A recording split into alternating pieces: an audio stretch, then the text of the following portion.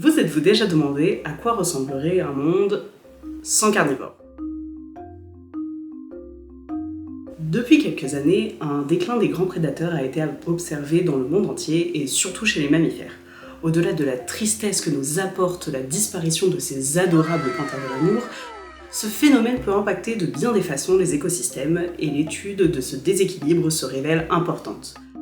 Pour cela, voyageons au Mozambique dans le parc du Gorongosa, où les grands mammifères ont été décimés durant la guerre civile. Depuis, les populations d'herbivores commencent à reprendre leur voie, mais les grands prédateurs semblent toujours absents. Le parc est vêtu d'une forêt qui entoure une grande plaine inondable présentant un lac en son centre. Avant la guerre, différentes espèces d'herbivores comme les cobs à croissants et les guibes du Cap évoluaient avec les carnivores du parc. Parmi eux, on pouvait compter lycaons, lions ou encore des léopards. Seulement, depuis la guerre, le parc ne compte plus que quelques lions, alors que le rôle des carnivores est essentiel. Ils régulent les populations d'herbivores. Depuis leur disparition, les cobs à croissants se sont multipliés et représentent désormais 60% des grands herbivores du parc. Les prédateurs jouent un rôle fondamental. Ils délimitent spatialement les populations de brouteurs en imposant un paysage de la peur. Depuis qu'ils se font rares, le guibe s'étend à la plaine pour se repaître de plantes de meilleure qualité nutritive et délaisse la protection des arbres devenus obsolètes.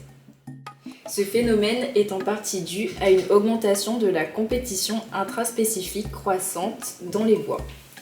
Cependant, il est rapidement réversible.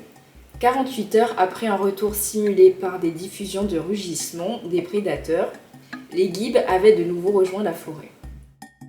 Le changement de comportement des herbivores entraîne de nombreuses conséquences, et pas des bonnes pour tout le monde. Les espèces végétales de la plaine se voient fortement limitées dans leur répartition spatiale et dans leur reproduction. La diminution des ressources peut alors augmenter la compétition intra- et interspécifique chez les herbivores. De plus, les plantes présentes dans les plaines inondables participent à canaliser les crues du lac en période de moisson.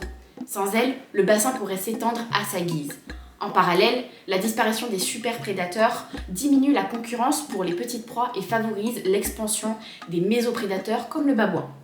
Ainsi, ce déclin entraîne une véritable cascade trophique. Malheureusement, les causes de la disparition des grands prédateurs sont anthropiques, que ce soit les conflits armés ou les conséquences du réchauffement climatique. Cependant, les solutions existent.